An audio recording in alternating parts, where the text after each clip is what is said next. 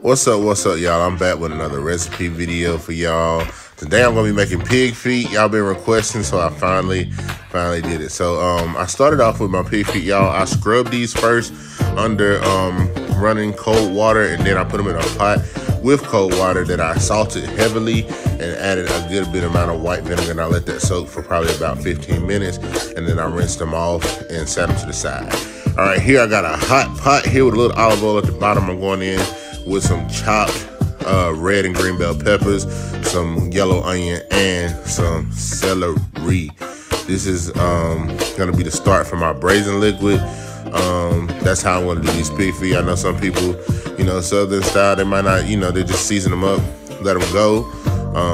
But I'm just trying to build flavor here. So I'll put those in a pot. Now I have a pretty big pot. I probably have anywhere from 3/4 of a cup to a cup of each of these veggies.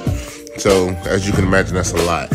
So I start out and I got my heat on high because I want to bring all of the water out of these veggies, and I want to let them sweat. So I did salt them a little bit to help pull that water out, and then once the water starts coming out, it's going to evaporate pretty quickly because of how hot I have my pot. All right, so if your pan gets a little dry, you can add in a little olive oil like I did. So once the veggies start to brown, I'm adding in these seasonings. I have garlic and herb seasoning, I have onion powder, and I just have some paprika.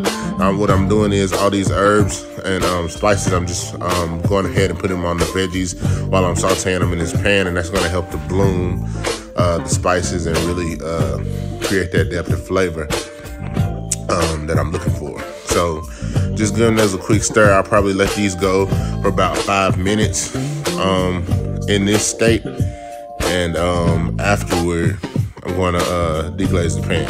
So this is a non-stick pot, and it really doesn't hold on too much, but you still see right here it's a little crusty at the bottom. That's all flavor, bruh. It's all flavor. So I'm just getting them where I want. Probably about there. You see that?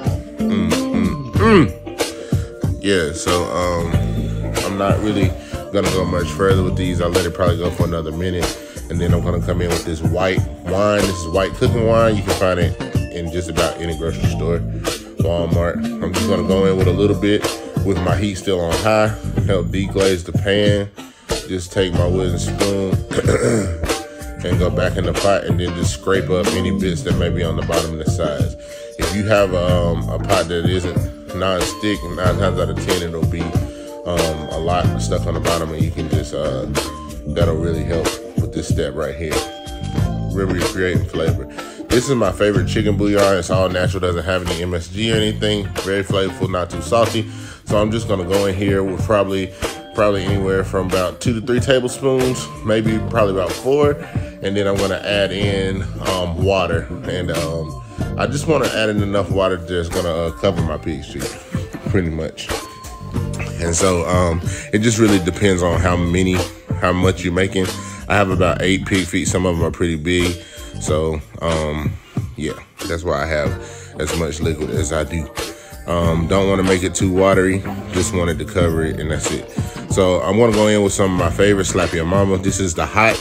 You can use this, you don't have to use this. You can use Tony's if you want to. It's not really that spicy, just be careful of the salt.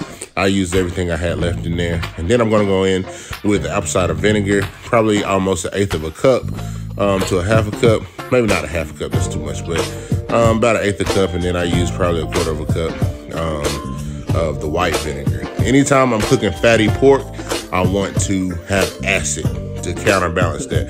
You don't have to do the vinegar thing, it's optional. You know what I'm saying? I don't even eat pig feet like that, so this is an experimental recipe, but anytime I cook fatty pork, I like to put a lot of vinegar in there just because I think it really just gives it that flavor. All right, y'all, so as you can see, this is my pig foot. It's been cleaned. It's got that nice white flesh to it. Mine are split. You can cook them whole.